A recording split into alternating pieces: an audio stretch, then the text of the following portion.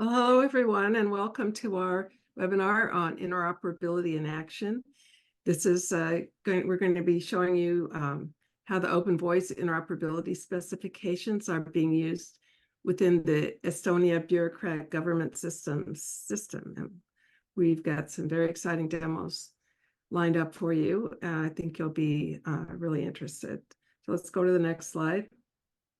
So I'll start with just a little bit of information about the Open Voice Interoperability Initiative.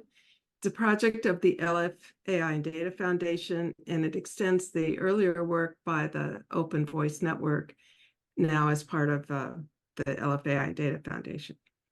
Our goal is to enable independent conversational assistance based on diverse platforms internally, but then externally, they want to collaborate to solve problems for users. Our primary job is to develop standard specifications that support this kind of inter-assistant communication. We've developed two so far, the Dialog event specification and the conversational envelope. And we'll have some links to those details of those specifications later on. Next slide, please.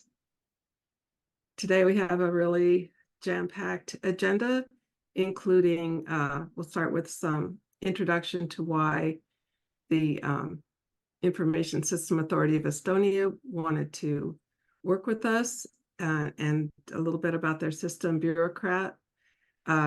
We'll have Rainer Turner talk about that. David Atwater, who's one of our primary authors of the specifications, is just going to give you a quick overview of the specifications that we're using today. I'll give you a quick overview of the demos that we'll be seeing because there's a lot going on. And then Rainer Georg Vasily will demonstrate their open voice specifications in the Bürokratt system, both internally and then externally to a third-party application. Third-party application was developed by Diego Gosmar. It's a smart library that knows about books, and then we'll see behind the scenes what's going on. Emmett Coyne is going to show how we can get to Bürokratt from the Sandbox, which is our internal open source implementation of our specifications. Then we'll have some time for questions, and you can, while we're talking, you can put your questions and comments in the chat, and then we'll address them at the end. Next slide.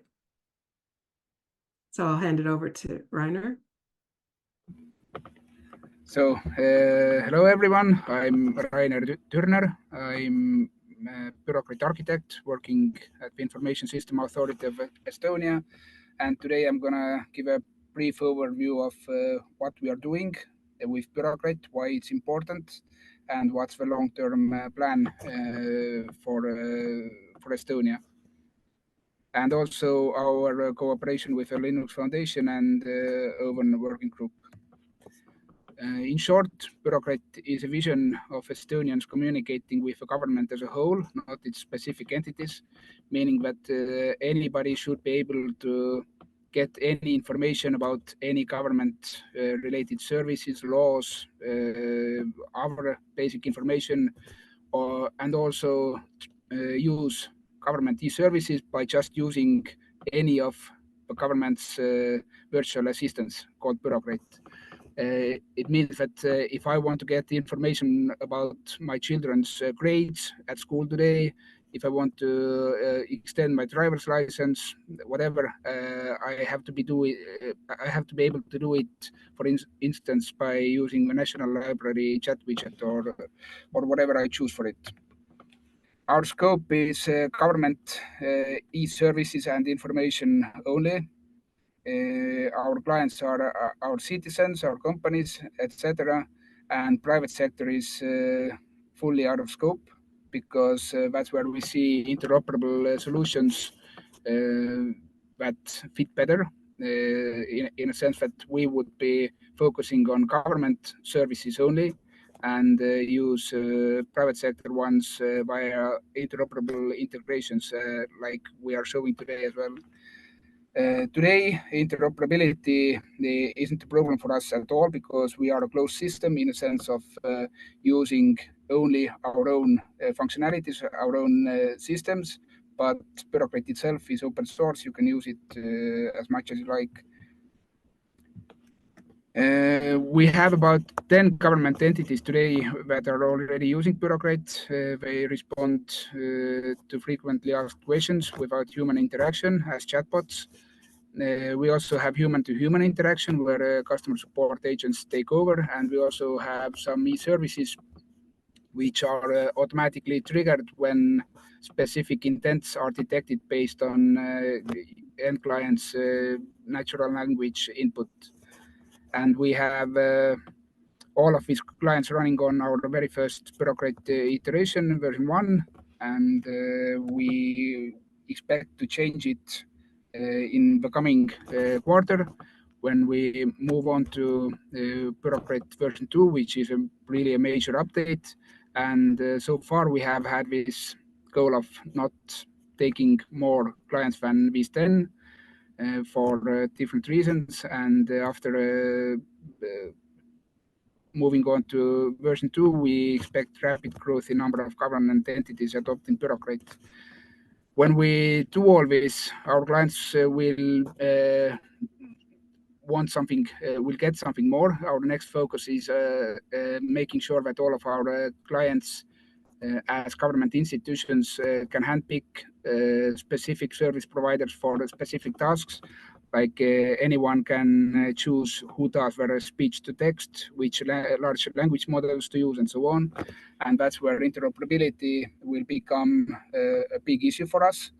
We have been prepared for it right from the beginning, so we don't see any problems here. But now we will really have to start implementing it, and that's why Open and us cooperating was very interesting for us. Why interoperability is important for us? The first thing is that we have to come back to our roots. We can do e-services and then many fancy things, but in the end, what we have to make sure is that the end client comes to one place, asks all of his or her questions from there, and have to get all of their answers from the same chat widget or whatever this virtual assistant looks like. And it means that we have to get appropriate responses from a variety of different endpoints, from government chatbots, from private sector chatbots, from different service providers, and so on. So we have to really be interoperable to do it. And in this case, we can gather all these responses and make them look like one single response to the end client. So the end client doesn't know anything who actually answered to their questions. To make it all happen, we have to make sure that our systems speak the same language on a technical level. And we have to use the same data transfer protocols. That's where we collaborated with Open. When we first met, we really fast understood that we will implement Open Protocol as Bürokratt's default data transfer protocol, and we did it. We'll have some demos about it soon. And implementing these protocols were really easy because what we expected from data, let's say chat protocol, was there defined by Open as well. So we just had to tweak some configuration files to make sure that what we understand as content, we know what Open understands as content. But that's all we had to do. No changes on source code level were necessary. And as I said, we will show some demos. Georg, Vasily, and Emmet will do it, and we'll show how we can talk to third-party applications which have nothing to do with Bürokratt, and how similar, completely third-party applications can talk to Bürokratt without anything else in between than just open protocols. So that's it from my side. Thank you very much. Okay, so I'm going to very briefly give you an overview of the specifications. This will literally be a 2-minute overview. So if you want more detail, it's available online. We have 2 specifications that have been published by us so far. The first one is the interoperable dialog event object specification. This was published several months ago, and it's a foundational spec that gives you a standard way to represent utterances and linguistic data, and that can be used way beyond the OVON demos that we're showing you today. So it's just a standard way to represent essentially an utterance in different layers of things like voice and text and potentially pronunciations and all sorts of other things. That is then used inside what we're going to be seeing today, which is the interoperable conversation envelope spec. And this is really a standard interface for the dialogue agents that Ryan has been talking about. So at a high level, here's how it works. There's an OVON compliant host browser, which essentially is the interface to the user. This only has to implement the OVON standard, so there's not one host browser. You can implement your own. It's an extremely simple standard. This uses what we're calling the conversation envelope to send messages to and also receive messages from any dialogue assistant that's OVON compliant. And at its simplest, an OVON compliant dialogue assistant can hold dialogue with a user just by sending utterances backwards and forwards. So an envelope will contain an utterance coming from the user, and then the assistant will return an utterance back again. And in that simple way, conversation can happen. Utterances flow backwards and forwards in a standard way. So any dialogue assistant that meets the OVON standard can provide dialogue services and hold conversations with any client anywhere that speaks that same language. It's not limited, however, to speaking to a single assistant. So at any given point, a given assistant may want to draw another assistant into the conversation. That happens with another simple set of primitives. We have an invite, which is a way that one dialogue assistant invites another one to join a conversation. We then have a mechanism called a whisper, which is actually almost exactly the same as an utterance. It's just that it's passed from one agent to another, and it's used to pass behind the scenes information. So in natural language, so for example, one agent can say to another agent, I want you to take over and do the following. And then finally, a very simple message is our agent can then drop out of the conversation. So at that point, the second assistant can take over the conversation and continue. And of course, that can happen as nauseam. Any dialogue assistant can invite any other dialogue assistant to join the conversation. There's a few other elements to the envelope, which you'll see if you look at the spec to help carry context and things like that. But that's just a quick summary, just to give you a feel for how the underlying standard works. And now I'm going to pass over to Debbie, who's going to give you an overview of the demonstrations for today. Okay, I'm going to just give you a quick overview of what you're going to see today because there's a lot going on. And so let's go to the next slide. We see in the yellow box here in our chart is the Bürokratt system, including a user interface and several assistants that Rainer already mentioned.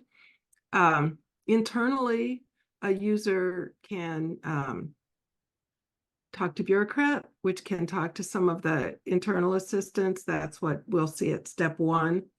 That might or might not be an open source or open voice message. It depends on the individual implementation. At any point, some assistants might need a standard and some might not. But when it wants to go outside to another assistant that's not part of the Bürokratt system, that's point 2, in this case, the smart library assistant, is going to be using the standard open voice messages. And so that's going to show how Bürokratt could go outside of itself to find assistance.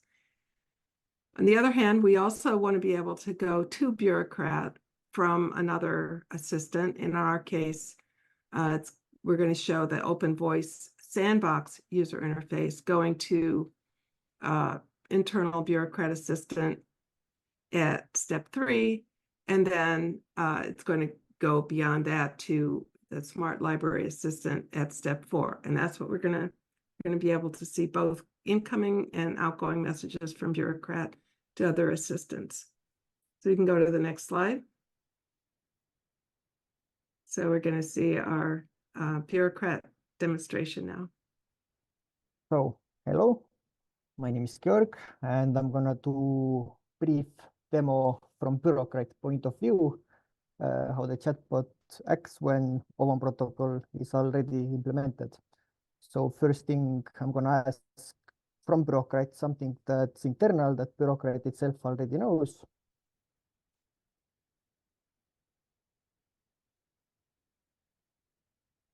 What is the population of Estonia example? It's a quick request. We get answer around 1.3 million. And now I'm gonna ask something that Bürokratt itself has no knowledge of.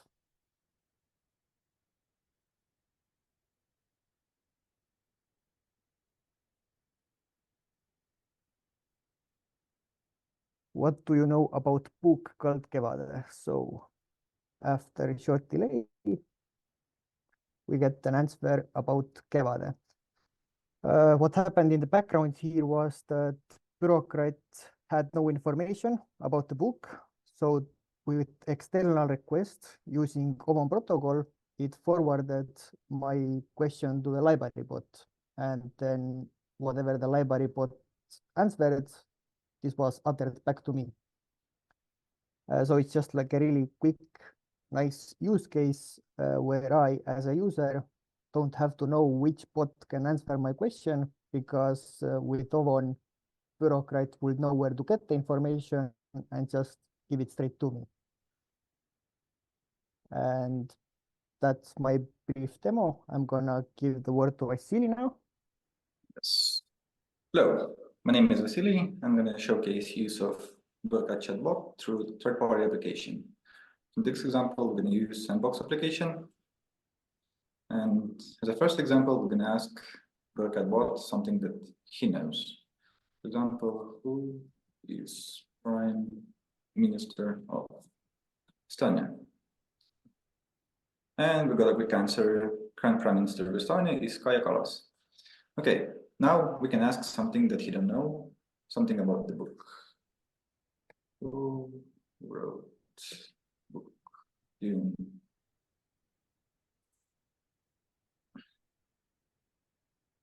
Let it answer.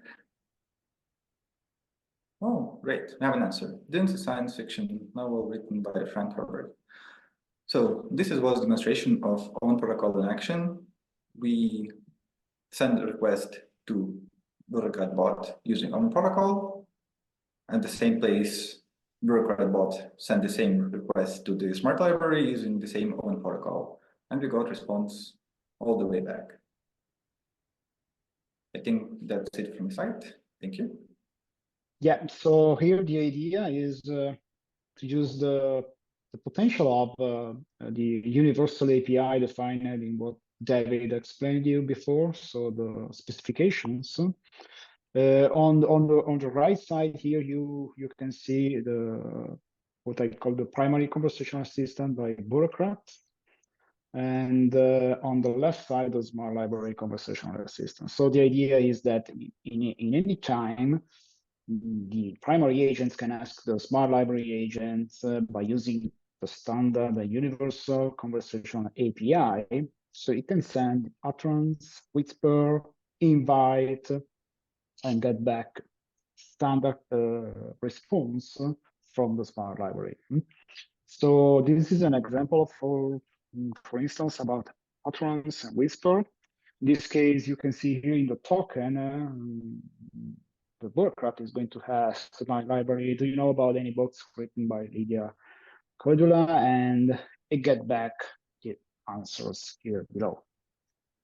By using the sandbox, you can also, and I think Ahmet will show you, also have this overview about the different conversation in this nice diagram, okay?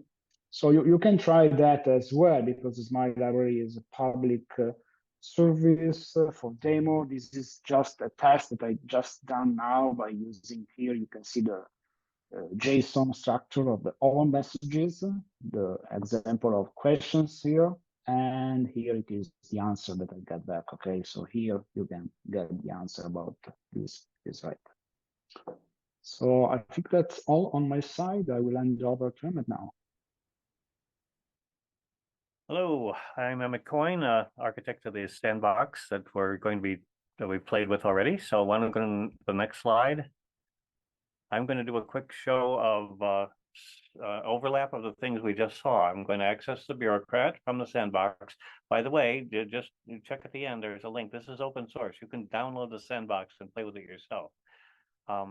Yeah, I'm going to be delegating to the Bürokratt from my own assistant, and we'll delegate to the Bürokratt. I'll be asking for some information that my assistant thought I might best get from Bürokratt.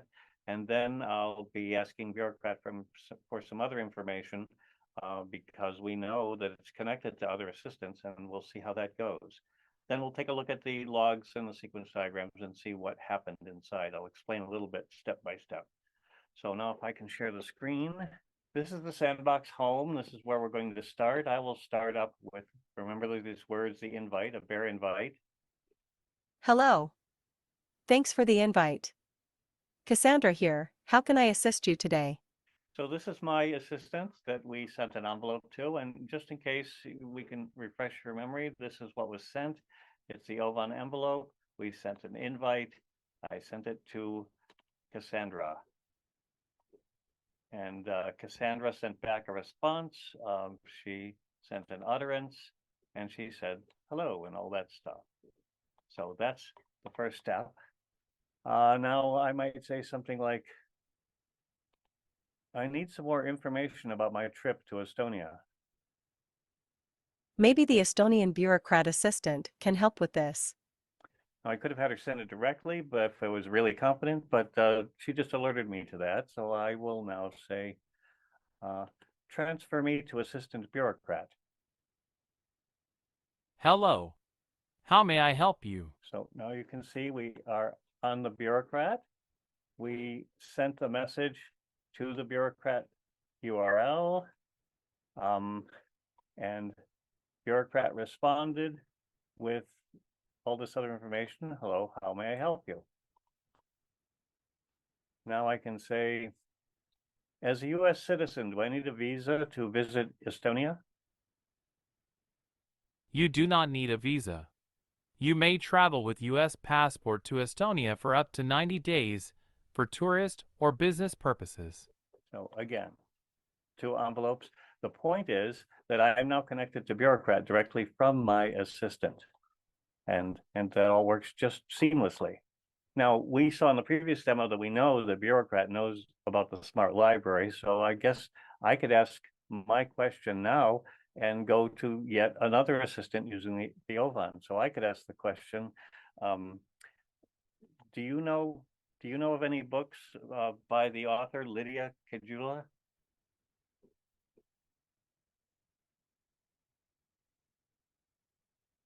As of my last update, there is no widely recognized author named Lydia Kula. It did not understand the phrase. So do you know of any books from Lydia Kejula?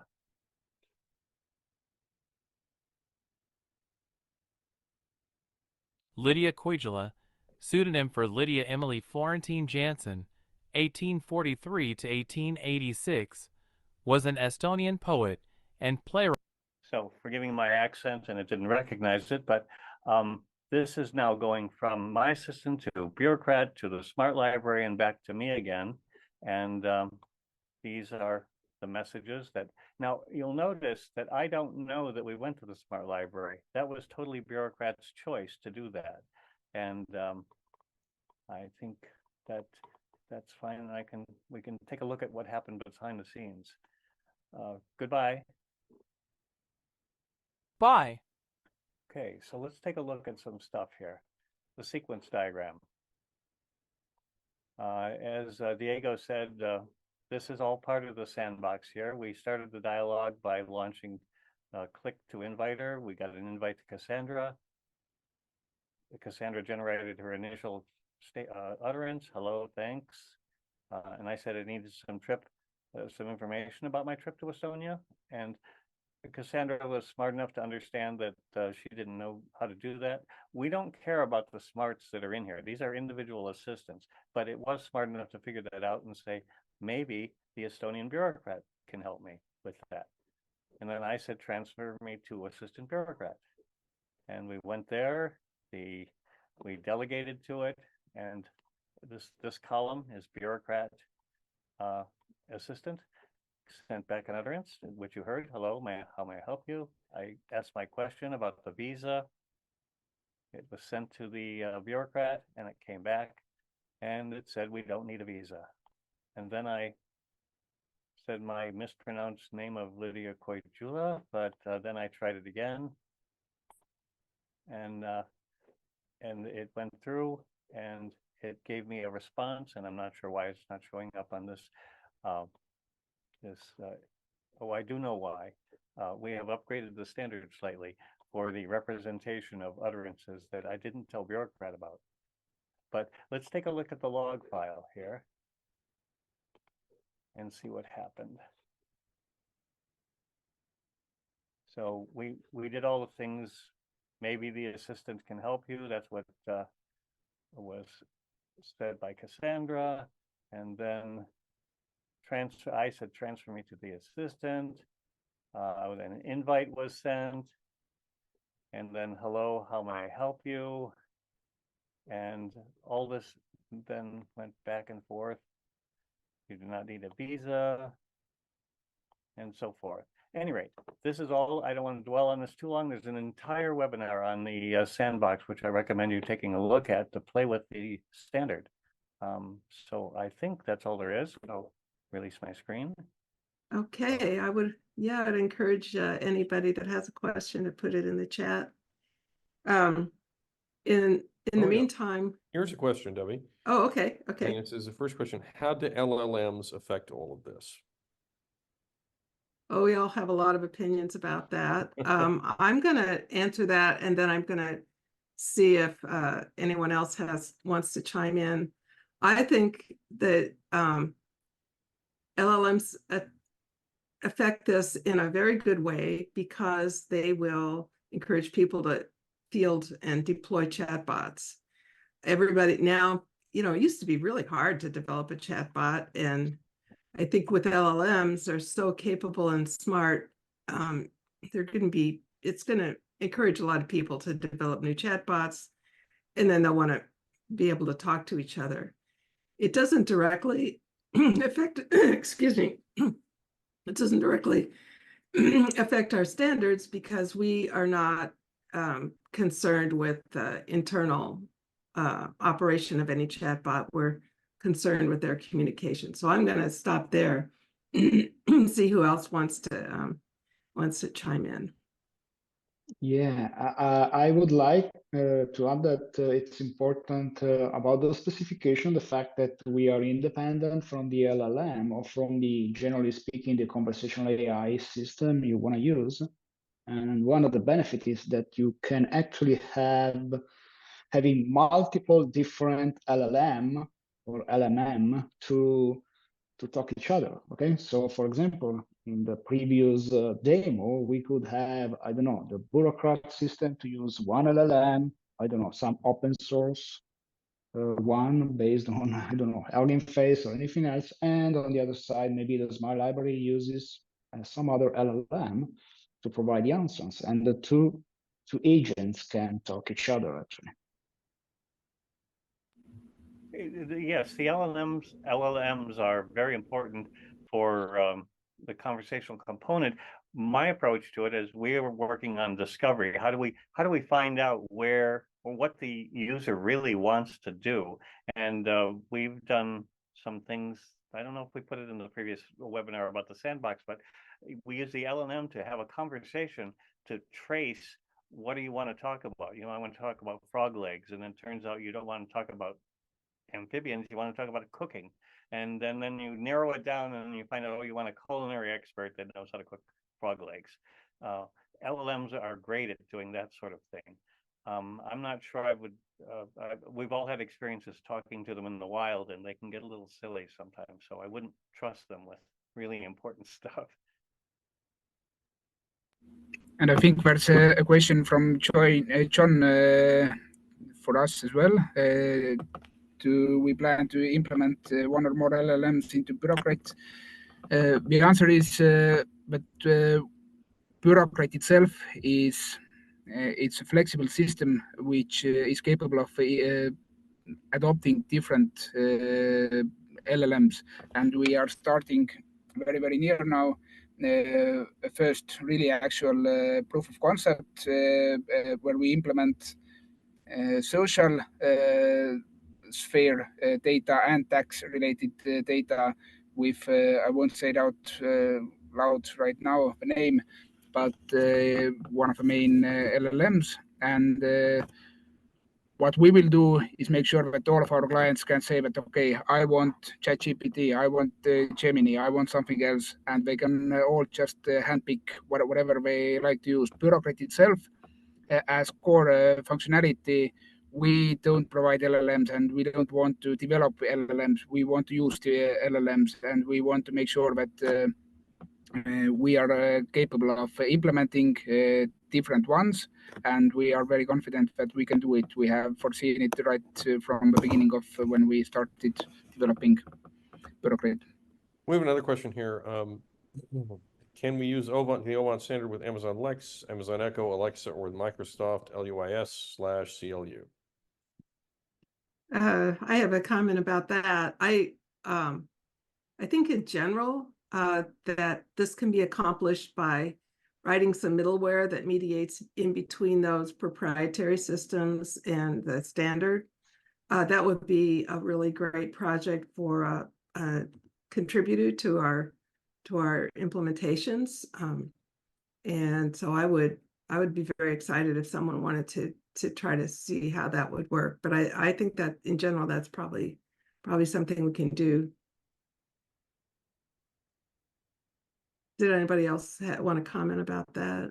Well, I mean, all those things started out as being very inbred, internalized proprietary systems, and it would be nice if they just put an OVAN front end on their stuff, and we could just talk to them directly. But like Debbie said, we'll introduce them. We'll get them more interested when someone can approach it from a layer, and show them how valuable it is.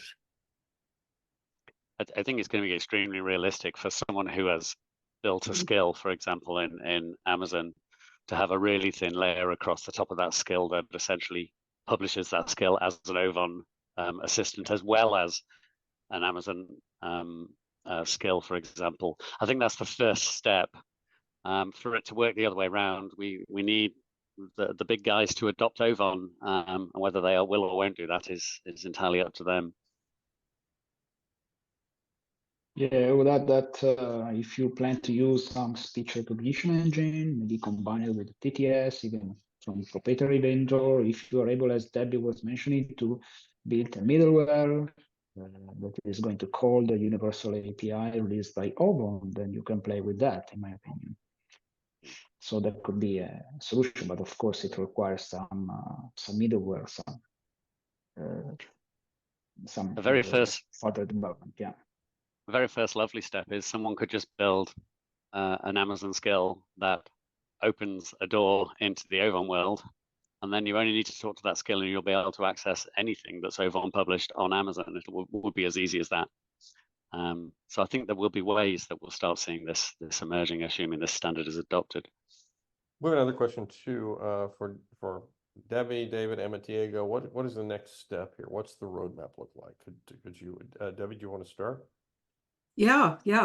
We have actually two threads that we're working on. One is the specification thread, and the other one is the partnership thread. The specification thread, our first priority right now is to develop a way that assistants can describe themselves so that another assistant can find them.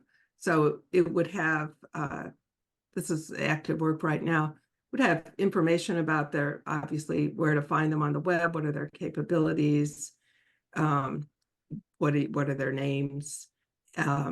That's, right now we're calling that a manifest. And so that's our most active work right now. On the partnership side, we're working with, I guess, 3 other organizations that we can work with in the same way that we've been working with the government of Estonia, to try to give them some help from us to try to use the internal, use our standards internally. So we're not ready to talk about who they are right now, but those are other active things that we're doing.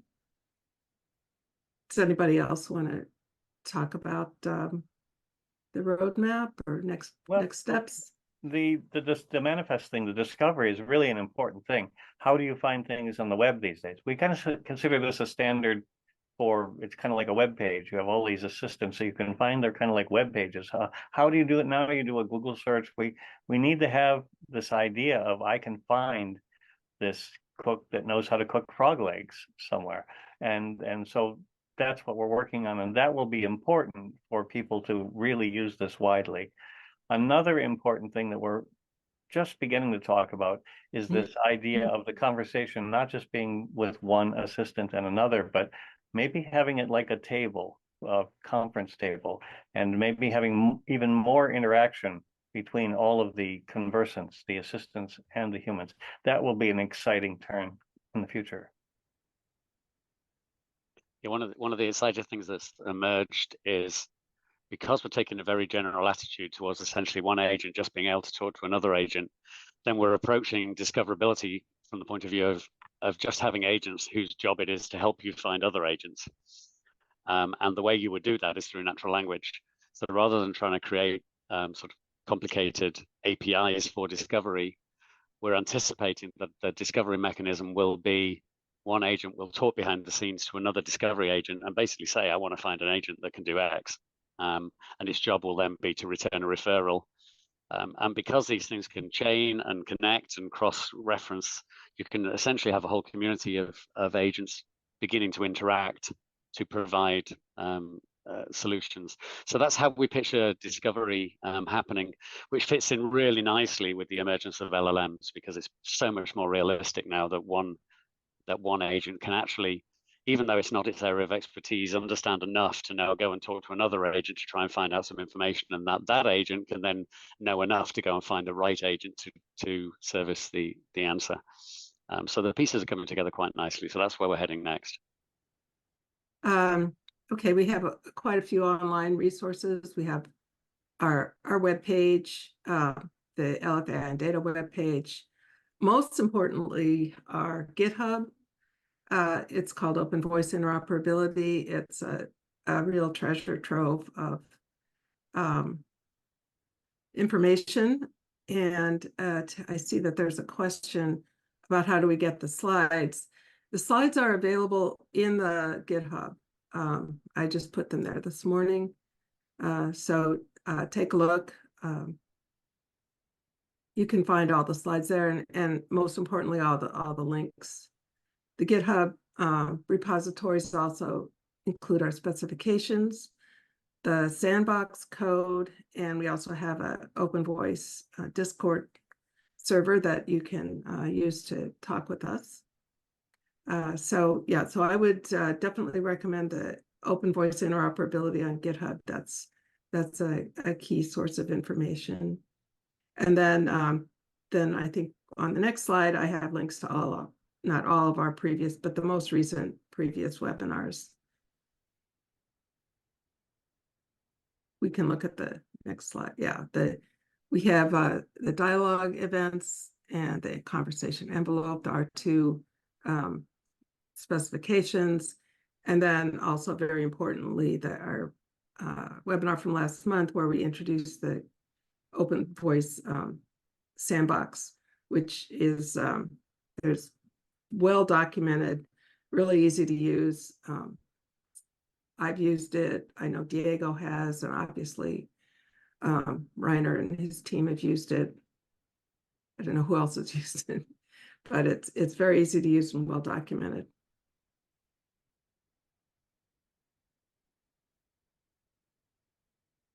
So we're going to, we don't have any other questions, but we can, if there's any more that show up, we can respond to them in our GitHub discussions. If you have future questions, we have GitHub and the Discord server. And join us. We're excited about having more people trying out the specifications in their own projects, and we also need people to help us work on the specifications themselves. So thank you. Thanks, everybody. I hope you enjoyed the webinar today, and be sure to check out the repositories.